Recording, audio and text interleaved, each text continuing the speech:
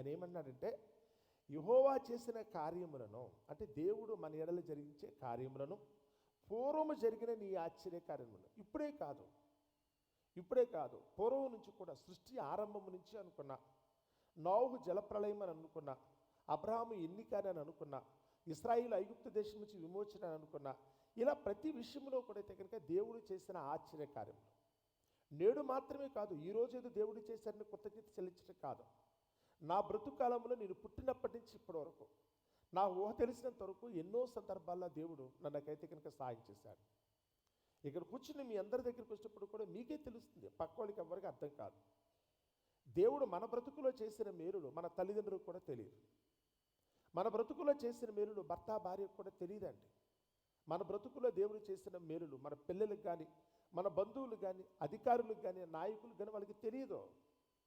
అనుభవించిన వారికి మాత్రమే తెలుస్తుంది, పొందిన వారికి తప్ప మరెవరికి తెలియదని వాక్యం చెప్తుంది. కాబట్టి అనుభూతి పొందింది మనం, ఇది దేవుడే చేశాడు. ఏదైనా ఒక శూర కార్యం మనం జరిగించాం, ఒక ఘనమైన కార్యక్రమాన్ని మనమైతే కనుక సాధించామనుకోండి, అందరూ వచ్చి అభినందిస్తూ ఉంటారు. ఆ పని చేసినందుకు అందరూ వచ్చి మళ్ళీ అభినందిస్తూ ఉంటారు. వాళ్ళందరూ కూడా నువ్వు అంతటా వాడివి ఇంతటా వాడు నువ్వు పొగుడుతున్నప్పుడు మనకైతే ఆనందంగా ఉంటుంది. కానీ వాళ్ళందరికీనేమో మన మీద పొడి చేసామని వాళ్ళు అనుకుంటున్నారు, మన మీద గొప్ప ఘనకార్యం చేసామని అందరూ అనుకుంటున్నారు. కానీ మన మనస్సాక్షికి తెలుసు, ఇది నేను అనుకుంటే జరగలేదు, ఇది నా శక్తియుక్తులను బట్టి కలగలేదు. కానీ ఆ దేవుడే నా ఎడల తన కృపను చూపించి, ఆ దేవుడే నా ఎడల తెకనికి ఘనమైన కార్యక్రమం చేయించాడన్న సంగతి మనకు బాగా తెలుసు. అందరూ మనల్ని పొగుడుతున్నప్పుడు మనం ఎవరిని స్తుతించాలట? ప్రభువా, ఇంతమంది యొక్క మన్ననలు నేను పొందానంటే, ఇంతమంది నన్ను అందరూ గురించి అభినందిస్తుంటే కనుక వారి అభినందనలకు నేను అర్హుడయ్యాను అనుకుంటే, ఇది కేవలం నన్ను బట్టి కాదు, నువ్వు నా ఎడల చేసిన ఈ ఘనమైన కార్యక్రమం బట్టి ఇంతమంది నన్ను పొగుడుతున్నారు కదా. నా ఎడలు నువ్వు చూపిన కృపే. నా భార్య నన్నైతే కనుక ఎంతో గొప్పగా పొగుడుతోంది, నా భర్త నన్ను అభినందిస్తున్నాడు, నా పిల్లలు కూడా నన్ను మెచ్చుకుంటున్నారు, నా తల్లిదండ్రులు సంతోషపడుతున్నారు, చుట్టూ ఉన్న సమాజం అంతా కూడా హర్షిస్తోంది. నువ్వు నా ఎడల ఇంత గొప్ప కార్యం చేసినందుకు నన్ను బట్టి వీళ్ళందరూ కూడా ఆనందిస్తున్నారు. కాబట్టి ఎల్లప్పుడూ కూడా నువ్వు చేసిన ఆశ్చర్య కార్యములను నేనేం చేస్తాను, మనస్సునకు తెచ్చుకుంటాను. ఈరోజు ఒక్కటే కాదు, మీరు ఎప్పుడైనా బ్రతుకులో ఒక్కసారి మీరైతే కనుక దేవుని సన్నిధిలో నిశ్చలంగా కూర్చున్నప్పుడు నిర్మలంగా ఆలోచించండి. ఇక్కడ కూర్చుని ప్రశాంతంగా, ఎప్పుడూ కూడా ప్రార్థనకు వచ్చి వెళ్ళిపోవటం గురించి కాదని, దేవుని సన్నిధి అంటే అందుకోసం కాదు. వాస్తవంగా అయితే కనుక ఎప్పుడైతే కనుక మనం కొద్దిపాటి సమయాన్ని వెచ్చించగలమో, ఇంటి దగ్గర కూర్చున్నా ఒకవేళ సాధ్యం కాదు, అల్లరితో కూడుకున్న ఇబ్బందికరమైన పరిస్థితులు ఉంటాయనుకుంటే, మీరు దేవుని సన్నిధికి వచ్చి కొద్దిసేపు ఆయన సన్నిధిలో మౌనంగా కూర్చుంటే, మీరు దేవుని సన్నిధికి వచ్చి ఆయన సన్నిధిలో అయితే కనుక మీరైతే కనుక మీ మనస్సును కనుక ఆయన వైపు తిప్పితే, మన బ్రతుకులో దేవుడు చేసిన ఘనమైన కార్యక్రమం అన్నీ మనకి జ్ఞాపకం వస్తాయి. వాటన్నిటిని తెలుసుకున్నప్పుడైతే కనుక నిజంగానే మన మనసులో ఒకలాంటి ధైర్యం, నిజమే కదా, ఎన్నో అనారోగ్య పరిస్థితులను ఎదుర్కొన్నాను, ప్రాణాపాయ పరిస్థితులు కూడా వచ్చినాయి, కానీ దేవుడైతే కనుక వాటన్నిటిలోంచి నన్ను సురక్షితంగా తప్పించాడు కదా.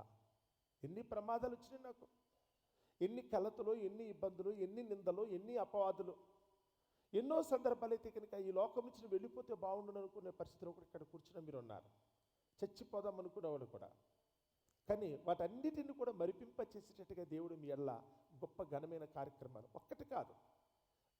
దావీదైతే చెప్తున్నాడు, నేను లెక్కించేదని అనుకుంటున్నా అవి లెక్కకు మించి ఉన్నవి కదా. ఎన్ని లెక్క పెట్టగలను? ఏ రోజు దేవుడు నిన్ను విడిచిపెట్టాడు? ఎన్ని పొరపాట్లు చేసినా పిల్లలను చూసినట్టు జాలి పడినట్టు పడతాడట. తండ్రి తన కుమారుల ఎడల జాలి పడినట్లుగా మీరు తప్పులు చేసినప్పుడు కూడా ఆయనైతే కనుక పోన్లే, మీరు ఏదైనా వస్తువు పగలగొట్టేసినప్పుడు కూడా తల్లులు ఎలాగైతే కనుక ప్రేమించి కొద్దిసేపు కోపడినప్పుడు కూడా మళ్ళీ హక్కును చేర్చుకుంటారో, మనం ఎన్నో సందర్భాల్లో ఎన్నో తప్పులు చేసినప్పుడు కూడా ఇప్పటికీ కూడా దేవుడైతే కనుక మన ఎడల తన కృప చూపిస్తూనే ఉన్నాడు. మనకున్న అమాయకత్వాన్ని బట్టి, మనకున్న అజ్ఞానాన్ని బట్టి, మనకున్న మూర్ఖత్వాన్ని బట్టి, లోకంలో మనకున్న బలవంతం, ప్రలోభాలు, వీటన్నిటి మధ్యన మనం తిరుగుతున్నాం. దుష్టుని ఎందున్న లోకం ఇది, దుష్టుని ఏలుబడిలో ఉన్న లోకం ఇది. ఈ సమయంలో మనం ఎంత నీతిగా బ్రతకాలనుకున్నా ఇక్కడ నీతికి రోజులు లేవు. మీరు ఎంత పవిత్రంగా పరిశుద్ధంగా బ్రతకాలనుకున్నా కానీ మనం ఉండలేని పరిస్థితిలో మనం ఉన్నాం. కాబట్టి ఇలాంటి పరిస్థితిలో మనం ఉన్నామన్న సంగతి తెలిసి దేవుడు మన ఎడల జాలి పడుతున్నాడు. అందుకని ఎప్పటికప్పుడు మన బ్రతుకులో నిత్య నూతనంగా ఏదో ఒక కొత్త పని చేస్తూనే ఉన్నాడు. మనల్ని ఎప్పటికప్పుడు అయినైతే కనుక సంతోషంగా ఉంచుతూనే ఉన్నాడు. ఎప్పటికీ ఆయన విడిచిపెట్టినట్టయితే మాత్రం లేదండి. ఆయన ఇప్పుడు కూడా తన కనికరాన్ని మన ఎడలో చూపిస్తూనే ఉన్నాడు. అందుకని ఇక్కడ మాట్లాడేటప్పుడు అంటున్నాడు, ప్రభువా నీ ఆశ్చర్య కార్యంలో నేనైతే కనుక జ్ఞాపకం చేసుకుంటున్నాను, నా మనస్సుకు తెచ్చుకుంటున్నాను.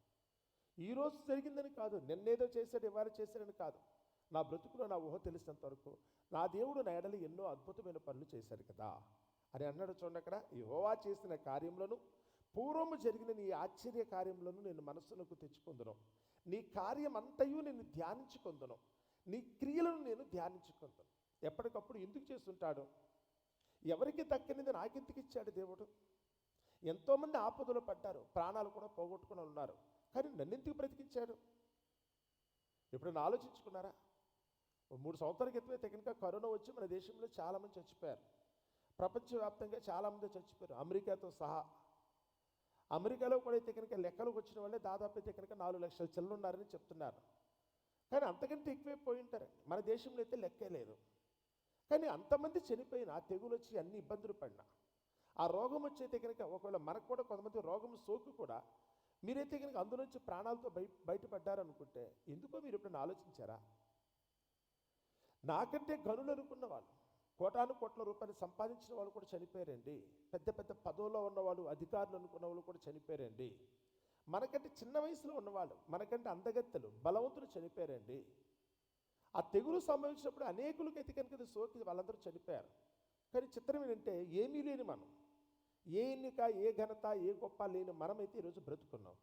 ఏదో రీజన్ ఉండాలిగా.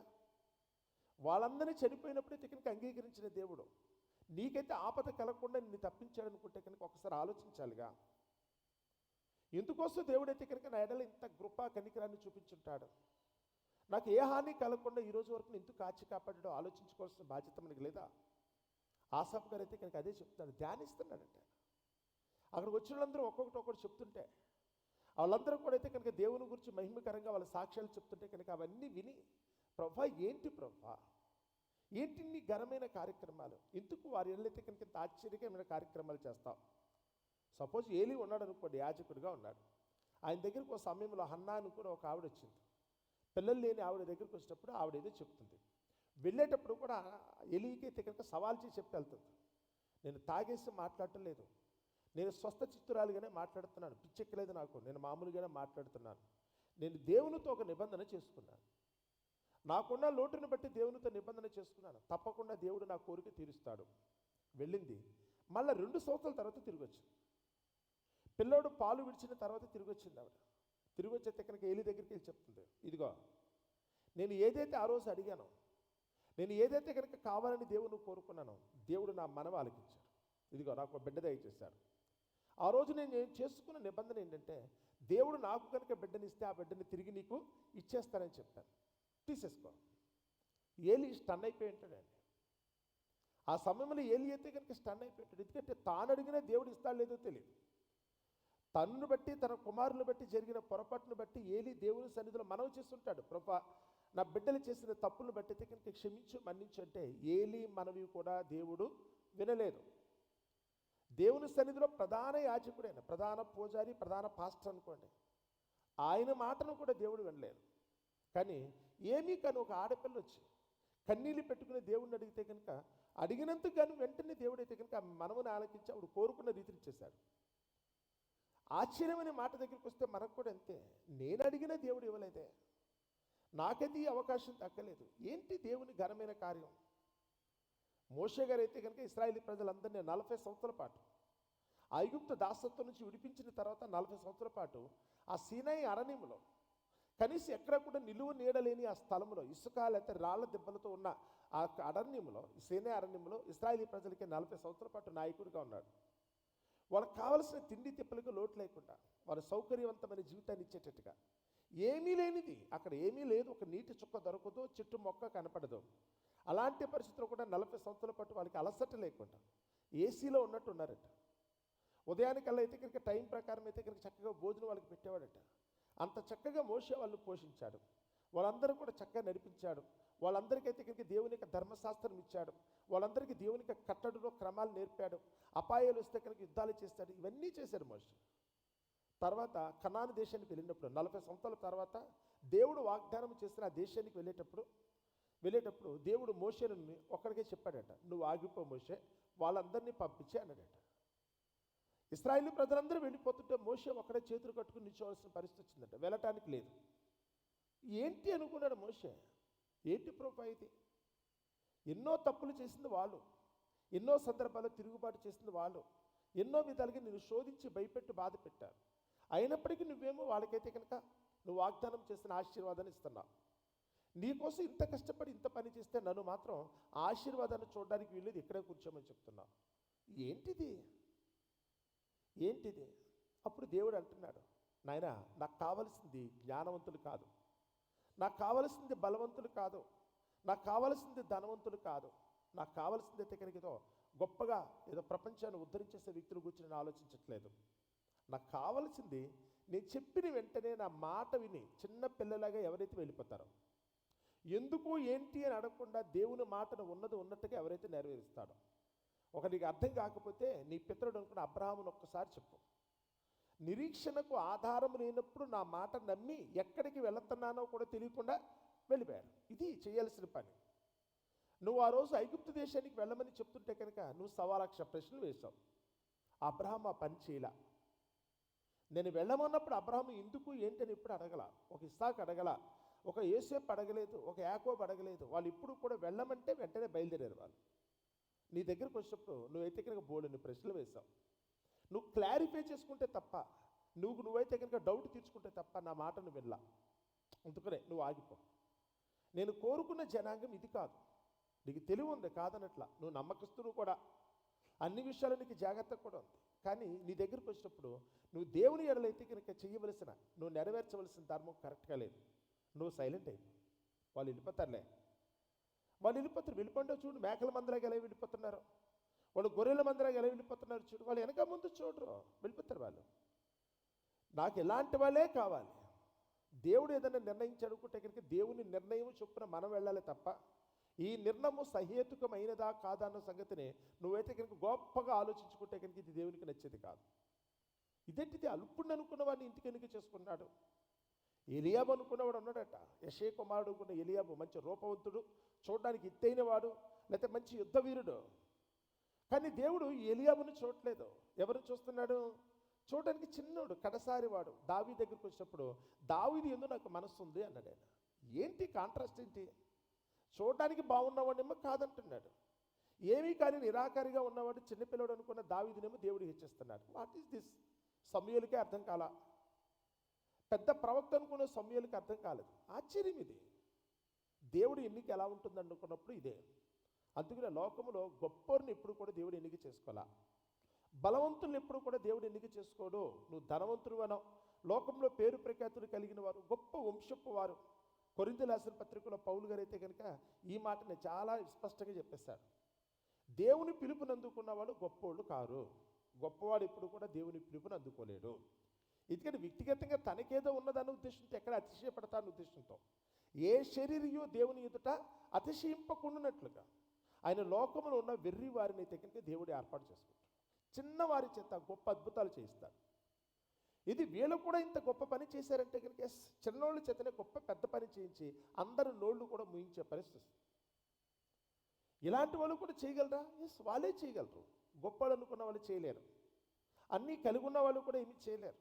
పెద్ద పెద్ద బలవంతులు కూడా చేయలేని పని బలహీనుల చేత, ఏమాత్రం ఎన్నిక లేని వారి చేతనే దేవుడు చేయించి దేవుని బలం అంటే ఏంటో అందరికీ చెప్తాడు. దేవుని బలం చెప్పడం కోసం అందుకని ఇక రాయబడినప్పుడైతే కనుక ఆయన అదే అంటున్నాడు. ఎలా ఉన్నదట? నీ కార్యం అంతయు నేను ధ్యానించుకొందును, నీ క్రియలను నేను ధ్యానించుతును. దేవా, నీ మార్గము పరిశుద్ధమైనది. దేవుని వంటి మహాదేవుడు ఎక్కడ ఉన్నాడు? ఆశ్చర్య క్రియలను జరిగించి దేవుడవు నీవే. జనములలో నీ శక్తిని నీవు ప్రత్యక్షపరుచుకుని ఉన్నావు. నీ బాహుబలము వలన. ఎవరి బాహుబలం? మనుషుల గురించి కదా అక్కడ చెప్పట్లా. నీ బలాన్ని బట్టి మనుషులైతే నువ్వు పనిముట్లుగా వాడుకొని వారి చేతైతే కనుక గొప్ప ఘనమైన కార్యక్రమం చేస్తున్నావు కదా. అందుకనే ఇప్పుడు కూడా ఆలోచించండి, నన్ను ఎందుకు దేవుడు ఎన్నిక చేసుకున్నాడు? నా బతుకెంత, నేనెంత, నా కుటుంబం ఏ పాటిది, లోకంలో సామాజికంగా నాకున్న స్థితిగతులు ఏంటి, లేకపోతే కనుక ఆర్థిక పరంగా నాకున్న వనరులు ఏంటి, లోకపరంగా నా మాట చెప్తే కనుక వినేవాళ్ళు ఎవరు, ఏమీ కానప్పుడు కూడా దేవుడు నా చేత ఇన్ని అద్భుతమైన ఘనమైన కార్యక్రమాలు చేయిస్తున్నాను అనుకుంటే దేవుడు నా నుంచి అయితే కనుక ఏదో ఆశిస్తున్నాడు, నా ద్వారా ఏదో చేయించాలనుకుంటున్నాడు. ఏమై ఉంటుంది అన్న సంగతిని ఎవరైతే కనుక చక్కగా ఆలోచించుకొని ఆలోచనకి తగినట్టుగా దాన్ని అయితే కనుక ఎవరైతే కనుక కార్యరూపంలోకి తీసుకొస్తారో, దేవుని చిత్తాన్ని నెరవేర్చడానికి ప్రయత్నిస్తారో నిజంగా వాళ్ళందరూ కూడా ధన్యులు అవుతారు. ఎస్తేరమ్మ గారి దగ్గరికి వచ్చినప్పుడు తల్లిదండ్రులు పోగొట్టుకున్న ఒక అనాథ తన పినతండ్రి చేత అన్న చేత అయితే కనుక ఆమె పెంచబడింది, తండ్రిగా ఎంచుకుంది. ఎవరికీ తెలియదు, పెద్ద గొప్ప అందగత్తెని కాదు, లేకపోతే ఆస్తిపాస్తులు చదువుందని కూడా కాదు.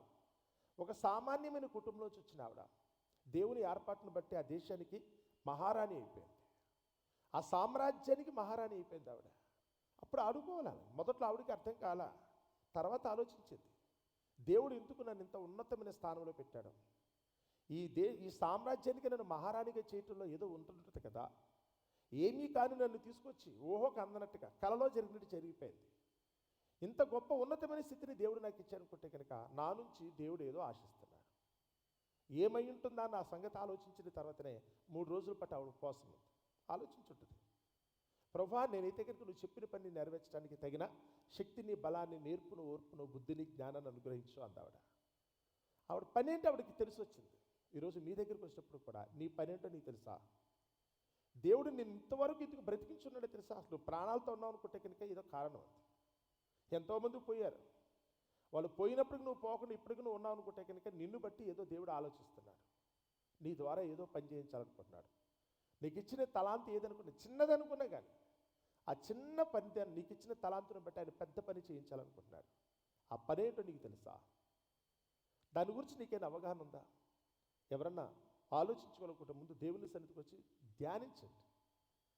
మీరు దేవుని సన్నిధికి వచ్చి ఆశ పలగే ధ్యానించుకుంటేనే మ్యాటర్ అర్థమైంది. దావీదు వచ్చి దేవుని సన్నిధిలో కూర్చుని ధ్యానిస్తేనే మాట అర్థమైంది. అక్కడ కోరాహు కుమారుల దగ్గరికి వచ్చిన వాళ్ళు కూడా ధ్యానిస్తేనే వాళ్ళకి మాట అర్థమవుతుంది. ఈరోజు మీ దగ్గరికి వచ్చినా నా దగ్గరికి వచ్చినా ముందు దేవుని సన్నిధిలో వినయపూర్వక కూర్చుని, ప్రభువా, నా జీవిత పరమార్థం ఏంటి, నన్ను ఎందుకు ఈ లోకంలోకి పంపించావు, నేను చేయాల్సిన పని ఏంటి, దయచేసి తెలియచెప్పు ప్రభువా అని ఎవరైతే కనుక ఆ దేవునికి ముందు మీరు వినయంగా ముందైతే కూర్చుంటారో, ఆ దేవునికి మీరు వినయంగా మీరు ఎప్పుడైతే కనుక మొరపెడతారో తప్పకుండా మీరు చేయవలసిన దాని గురించి ఆయన మీకు బోధిస్తాడు. తద్వారా లోకమందు మీరు చెప్పాల్సిన సాక్ష్యం చెప్తారు. రేపటి దినాన క్షేమంగా పరలోకం వెళ్ళడానికి అవకాశం ఉంటుంది.